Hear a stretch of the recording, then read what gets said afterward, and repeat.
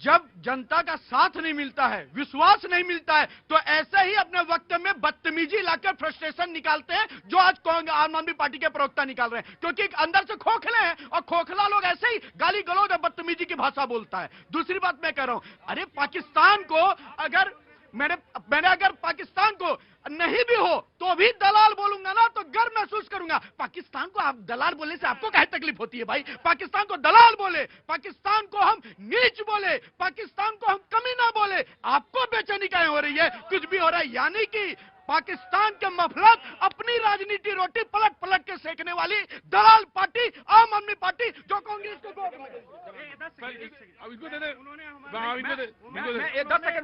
इनको दे दो, पहले ले लो। देखिए मैंने वक्तव्य शुरू इससे किया था कि पाकिस्तान दलाल भी है, आतंकवादी भी है। अब आपको इतना दर्द हो रहा है तो जनता को कृपया ये बताइए भाई कि पाकिस्तान के साथ क्रिकेट क्यों खेला? जब मोदी जी ने कहा, राजनाथ सिंह जी ने कहा कि खून और पानी एक साथ नहीं बह सकता, आतंकवाद और संवाद एक साथ नहीं। जनता बताएगी, ये सवाल क्या जनता देगी? बताओ। कुछ भी बोले जाते हैं, इनको क्या है ना, सुध है ना कुछ भी। क्या प्रश्न रखा जाए, क्या देश का प्रधानमंत्री का सम्मान करा जाए, वो सब नॉलेज नहीं है। बस टांग खींचना उनका, देश को आगे बढ़ा रहे प्रधानमंत्री जी, तो उसको बस पीछे खींचना है। 140 करोड़ जनता को अगर चाहे कि मोदी जी उनके साथ चले तो नहीं चल सकते, लेकिन मोदी जी के साथ 140 जनता चले। राइट, टेक लिया पॉइंट। हाँ तुम्हारा कांग्रेस। मेरे नहीं, एक मिनट पवार साहब, एक मिनट। मेरे भाई ने कहा पाकिस्तान को दलाल बोलने में गर्व महसूस होता है, नीच बोलने में, कमीना, और इसके आगे बहुत सारे शब्द। मैं तुम्हारे साथ खड़ा हूं, मैं बोलता हूं, लेकिन सिर्फ बोलने से नहीं होगा, दिखाना पड़ेगा। 71 में मिसेज गांधी की तरह पाकिस्तान को 2 भागों में बांटना। सरेंडर करने वाले ये ज्ञान ना दे, सरेंडर करने वाले ज्ञान ना दे, दिखाओ ना। जब नक्सल को दिखाया था ना आईना प्रधानमंत्री मिसेज गांधी ने, दिखाओ ना ट्रंप को आईना। बोलने में डर लगता है, एप्रेस्टीन के फाइल के नीचे पड़े हो, सरेंडर करके ज्ञान दे रहे हो। सही कहा, बोलने से नहीं होता है। 26/11 जब मुंबई में हमला हुआ, सुनो भाई, अब सुनो। बिल्कुल सही कहा, बोलने से नहीं होता है। 26/11 जब मुंबई में हमला हुआ तो बोलना तो छोड़, मुंह में सेलो टेप लग गया। कहीं तो तुष्टीकरण प्यारा, हम पे हमला हुआ तो मोदी जी ने एयर स्ट्राइक की, सर्जिकल स्ट्राइक की और घुसकर मारा। बोलने से सम लगता है, पहले बम फूटते थे तो चुप हो जाओ, वरना भाई एक धर्म नाराज हो जाएगा। बोलने से डर लगता है, आज दिन पाकिस्तान घुस के धमकी देता था, बोलने से डर लगता है। हमने तो किया है सब। और ये आम आदमी पार्टी जो पूछ रहे हैं ना, कहीं खेले क्रिकेट, जरा बता दे। अरे क्रिकेट तो छोड़िए, कित होता है ना, कबड्डी, खो खो, कहीं भी मौका मिलेगा पाकिस्तान को धूल चटाने के लिए, नाक पे गिराने के लिए खेले। 26/11 झूठ बोला। 26/11 के वक्त ऋषभ पूरी दुनिया में पाकिस्तान अलग थलग पड़ा था। आज पाकिस्तान, ये क्या? भगवान राम का जन्मदिन की बधाई। और भगवान राम के जन्मदिन, भगवान राम का मामला है तो भगवान राम का मामला है तो ठीक। मैं आ गया बाबूजी आ गया। झूठ बोल रहे थे आप। 26/11 में सूट के बदले जा रहे थे। 26/11 में और बताएं, और क्या? मेरा नहीं था ये बयान, आप ही के ना।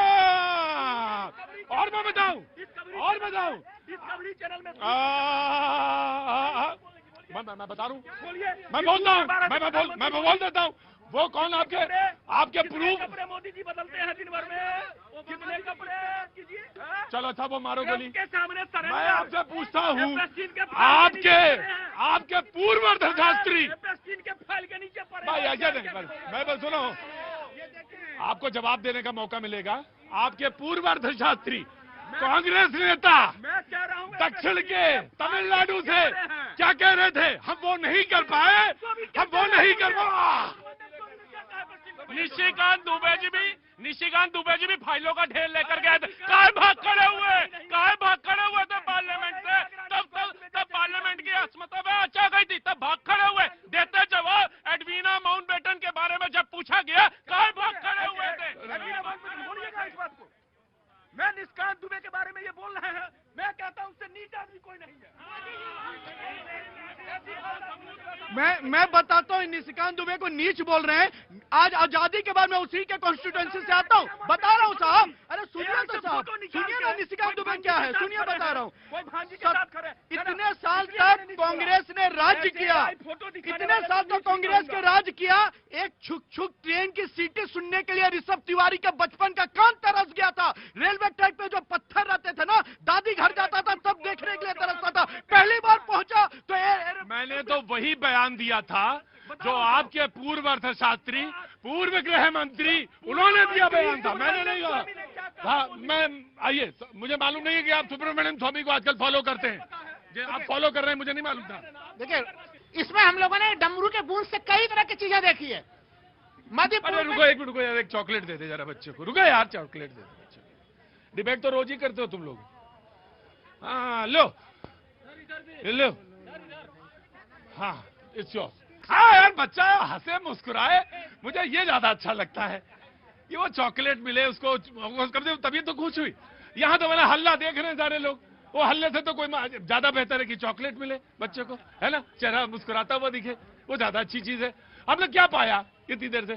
Sir, you are a wonderful man sir, this is for you, thank you so much. हाँ नाउ यू स्पीक। हाँ अब बोलो आप, तुम्हें मिली चॉकलेट?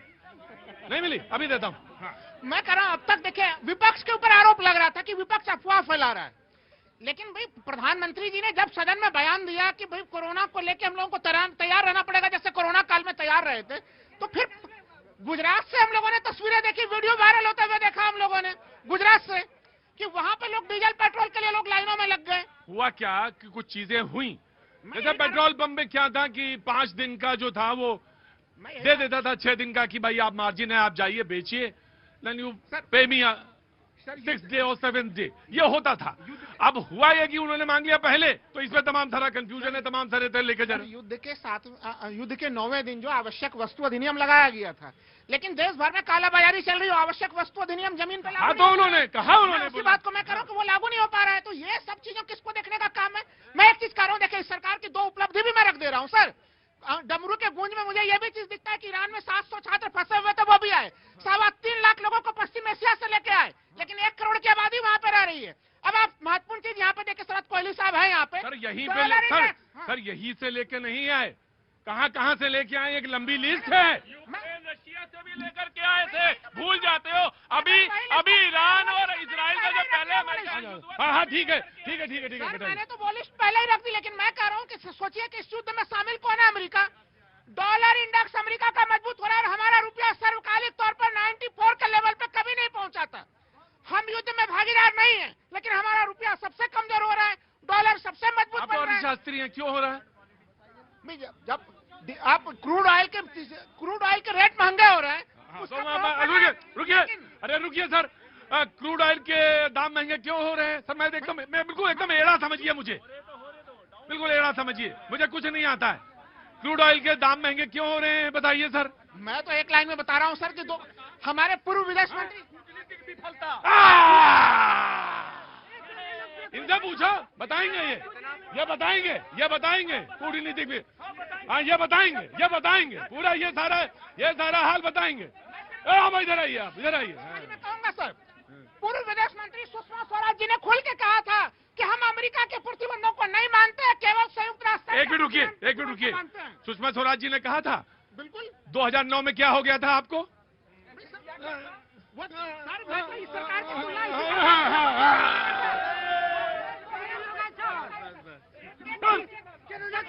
सर एक मिनट रुकिए, मैं आपसे पूछा 2009 में क्या हो गया था? वो 2009 में यह था कि गैस पाइपलाइन आनी थी ईरान से पाकिस्तान होते हुए इंडिया, क्यों नहीं आई? सर उसमें पाकिस्तान एक रोड़ा है सर, पाकिस्तान क्यों चाहेगा कि अमेरिका का क्या था बयान और उसके बाद क्या हुआ, ये आपको मालूम है? बिल्कुल वो मालूम है, लेकिन मैं ये कह रहा हूँ कि आखिर 2019 में आपने अमेरिका के दबाव में ईरान से जो सबसे सर्वोच्च क्वालिटी का तेल होता है, क्रूड ऑयल होता है, उसको आपने लेना बंद कर दिया। अगर हम लोग ले रहे होते तो ये स्थितियां देश में कभी नहीं आती सर। अमेरिका से जो राहुल तेल आता है उसको WTI तेल कहते हैं। उस तेल में सल्फर मिला होता है, उसकी रिफाइनिंग कॉस्ट भी ज्यादा होती है।